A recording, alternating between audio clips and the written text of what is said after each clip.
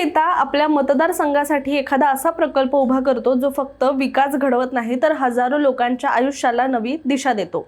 नाशिकमध्ये ज्येष्ठ नेते छगन भुजबळ यांनी सुद्धा राबवलेला मांजरदरा प्रकल्प हा देखील असाच होता, जो तब्बल 50 वर्षांच्या प्रतीक्षेनंतर साकार झाला आणि हजारो शेतकऱ्यांच्या आयुष्यात हिरवळ घेऊन आला। कोरड्या जमिनीला पाणी मिळालं आणि आशेची नवी पालवी फुटली। तसाच एक प्रकल्प स्वर्गीय बाळासाहेब विखे पाटील यांनी मांडलेली एक दूरदृष्टी संकल्पना गेली 3 दशकं अनेकांसाठी केवळ स्वप्नच राहिली होती, पण आता ते स्वप्न प्रत्यक्षात उतरले। ती योजना म्हणजे साकळाई उपसा सिंचन योजना। ही केवळ योजना नाही तर हजारो शेतकऱ्यांसाठी नवसंजीवनी ठरणारी जीवनरेखा आहे, ज्यामुळे सुमारे 12,000 हेक्टर क्षेत्र आता ओलिताखाली येणार आहे। तर अहिल्यानगर आणि श्रीगोंदा तालुक्यातील 30हून अधिक गावांना यामुळे लाभ घेता येणार आहे। त्यामुळे ही योजना आहे तरी काय, याचा इतिहास काय आणि ही योजना इतकी का महत्त्वाची ठरते, या सगळ्याबद्दलच आपण सविस्तर बोलूयात। नमस्कार, मी रामेश्वरी आणि तुम्ही पाहताय कट टू कट। साकळाई योजना ही काही आजची नवीन योजना किंवा कोणताही नवा प्रकल्प नाहीये, तर गेल्या कित्येक वर्षात या योजनेच्या नावावर कित्येकांनी सत्ता उपभोगली आहे। खरं तर ही योजना सर्वप्रथम स्वर्गीय बाळासाहेब विखे पाटील यांनी मांडली होती। याचा इतिहास आपण जाणून घेणारच आहोत, पण सध्या यातील महत्त्वाची अपडेट जाणून घेऊया। तर श्रीगोंदा व अहिल्यानगर तालुक्यातील दुष्काळग्रस्त भागासाठी जीवनदायी ठरणाऱ्या साकळाई उपसा सिंचन योजनेला मंत्रिमंडळ बैठकीमध्ये मंजुरी देण्यात आली असून या योजनेमुळे जवळपास 32 ते 40 गावातील सुमारे 10 ते 12 हेक्टर क्षेत्राला पाणी पुरवठा होणार आहे।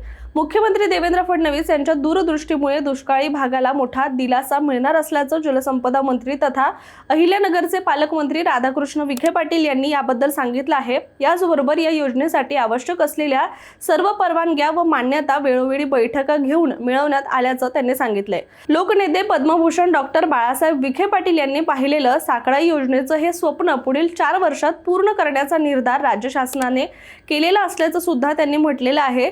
दरम्यान या योजनेअंतर्गत म्हसेगाव इथून 4 टप्प्यांमध्ये पाणी उपसा करून अहिल्यानगर जिल्ह्यातील श्रीगोंदा व अहिल्यानगर तालुक्यातील 32 गावांमध्ये विकेंद्रित जलसाठ्यांद्वारे पाणी पुरवठ्यात येणार आहे। यामध्ये अस्तित्वातील लघु पाटबंधारे तलाव, पाझर तलाव, सिमेंट नाला बंधारे तसंच गाव तलावांचा समावेश आहे। सिंचनासाठी 1.7 TMC व पिण्यासाठी 0.20 TMC असा एकूण 1.80 TMC पाणी वापर नियोजित करण्यात आले।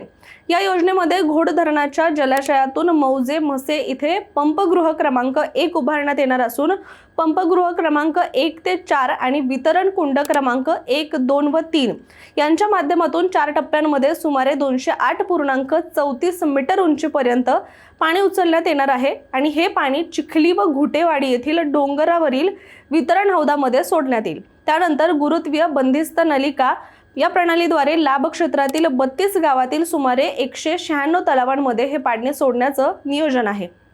दरम्यान याबद्दल जलसंपदा मंत्री विखे पाटील यांनी प्रतिक्रिया दिली आहे। याबद्दल ते म्हणत होते की दुष्काळग्रस्त भागाला पाणी मिळावं यासाठी विखे पाटील यांनी दीर्घकाळ पाठपुरावा केला, तर मुख्यमंत्री देवेंद्र फडणवीस यांच्या या निर्णयामुळे योजनेच्या सर्व टप्प्यांना आता गती मिळाली आहे। आता आपण एकदा याबद्दलचा इतिहास थोडक्यात समजून घेऊया। अहिल्यानगर जिल्ह्यातील नगर आणि श्रीगोंदा तालुक्याच्या दक्षिण भागाला पाणीदार करण्याचं स्वप्न स्वर्गीय माजी खासदार बाळासाहेब विखे पाटील यांनी अनेक वर्षांपूर्वी पाहिलं होतं। या भागातील दुष्काळी परिस्थिती बदलण्यासाठी साकळाई सिंचन योजना महत्त्वाची ठरणार होती आणि ही बाब विखे पाटलांचे सुपुत्र आणि राज्याचे जलसंपदा मंत्री राधाकृष्ण विखे पाटील यांनी सुद्धा अनेकदा अधोरेखित केली होती। विशेष म्हणजे आजोबांनी मांडलेली ही योजना पुढे नातू डॉक्टर सुजय विखे पाटील यांच्या राजकारणामध्ये महत्त्वाची ठरली। 2019च्या लोकसभा निवडणुकीत याच योजनेच्या आश्वासनावर त्यांनी विजय मिळवला, मात्र 2024 मध्ये याच प्रश्नावर त्यांना पराभवाचा सामना सुद्धा करावा लागलाय। आता मात्र या योजनेला प्रत्यक्षात मार्गी लावण्याचं श्रेय त्यांच्या वडिलांना म्हणजेच मंत्री राधाकृष्ण विखे पाटील यांना मिळतंय। गेल्या 30 ते 40 वर्षांपासून साकळाई योजनेचा प्रश्न प्रलंबित होता। नगर आणि श्रीगोंदा तालुक्यातील अनेक नेत्यांनी या प्रश्नावर राजकारण केल्याची टीका सुद्धा होत राहिली। काहींनी खरोखर प्रयत्न केले तर काहींनी केवळ राजकीय फायदा साधण्याचा प्रयत्न केल्याचं चित्र होतं। आता या योजनेमुळे सुमारे 12,000 हेक्टर जमीन ओलिताखाली येणार असल्याने ती शेतकऱ्यांसाठी अत्यंत महत्त्वाची योजना सुद्धा मानली जाते। मात्र अनेक वर्ष हा प्रस्ताव शासन दरबारी धूळ खात पडून होता। साकळाई योजना मार्गी लावण्यासाठी स्थानिक पातळीवर साकळाई कृती समितीने मोठा लढा उभारला।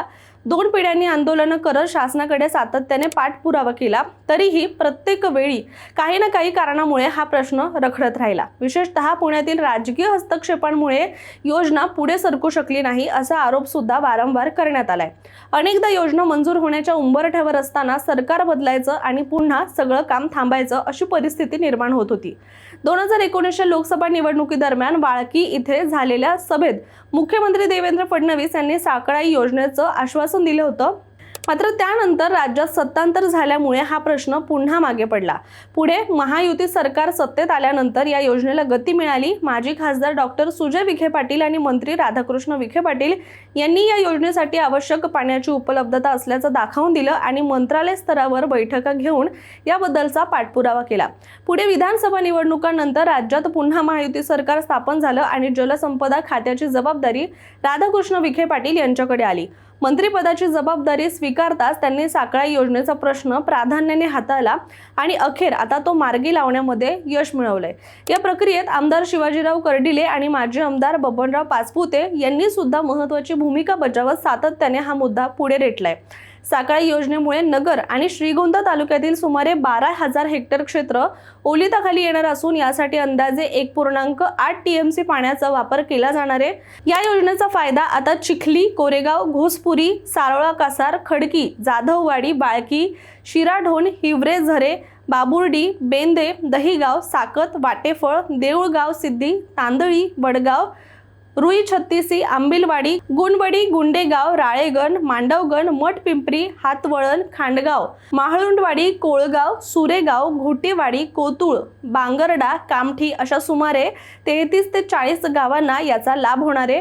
या गावांमधील दुष्काळी परिस्थिती मोठ्या प्रमाणात कमी होऊन शेतीला देखील स्थैर्य मिळणार आहे। एकंदरीत आजोबांनी पाहिलेले स्वप्न, नातवाने दिलेला शब्द आणि वडिलांनी केलेली पूर्तता अशी ही साकळाई योजनेची एक कहाणी आहे। दीर्घकाळ प्रलंबित असलेला हा प्रश्न सुटल्यामुळे आता या मुद्द्यावर विरोधकांना राजकारण करण्याची संधी कमी मिळणार असल्याचं सुद्धा मानलं जात आहे। त्याचबरोबर नगर दक्षिण लोकसभा मतदारसंघासह दक्षिण भागातील 6 विधानसभा मतदारसंघांमध्ये याचा राजकीय फायदा महायुतीला होण्याची शक्यता देखील व्यक्त केली जाते। पण प्रामुख्याने शेतकऱ्यांच्या जीवनात बदल यामुळे आता होणार का आणि त्याचा राजकीय परिणाम कितपत होणार याकडे आता सर्वांचंच लक्ष लागलंय। त्यामुळे तुर्तास आपण इथेच थांबूया, मात्र अशाच माहितीपूर्ण व्हिडिओसाठी तुम्ही कट टू कटच्या YouTube चॅनलला मात्र सबस्क्राइब करायला विसरू नका।